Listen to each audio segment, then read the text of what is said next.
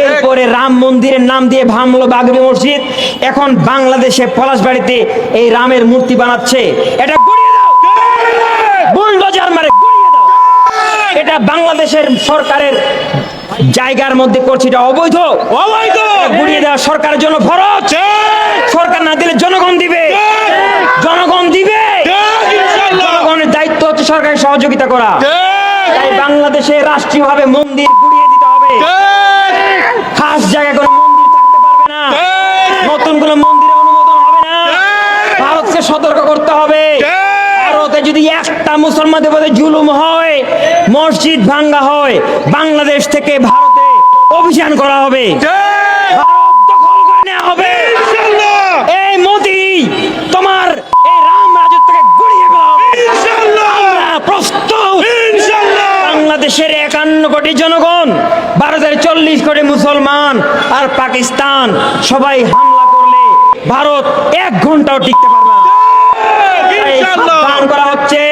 সরকারের উচিত বলা, আমরা বলছি, আমরা সরকারের, জনগণ সরকারের অংশ। সরকারের উচিত ভারতকে সাবধান করা।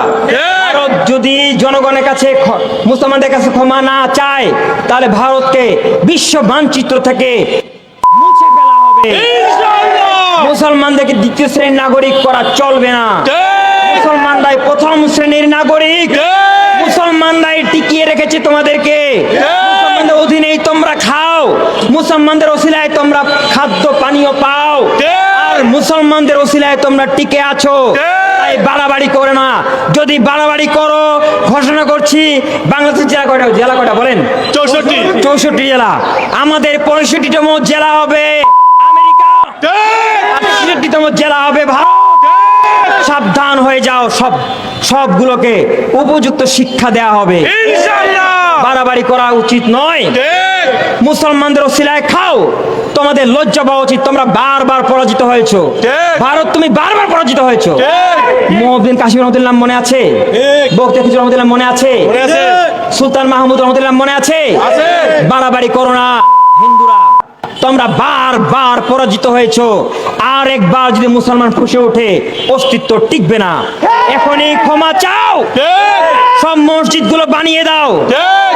মন্দির নিয়ে বাড়াবাড়ি করবে না। মুসলমানদের উপর জুলুম বন্ধ করো। মাদ্রাসাগুলো নির্মাণ করো। আজান দিতে বাধা দিবে না। আর মুসলমানদেরকে বন্দে মাতরম গাইতে বাধ্য করবে না। মুসলমানরা আল্লাহর কাছে হামদ নাত সানা বলবে, নবীজি সানা বলবে।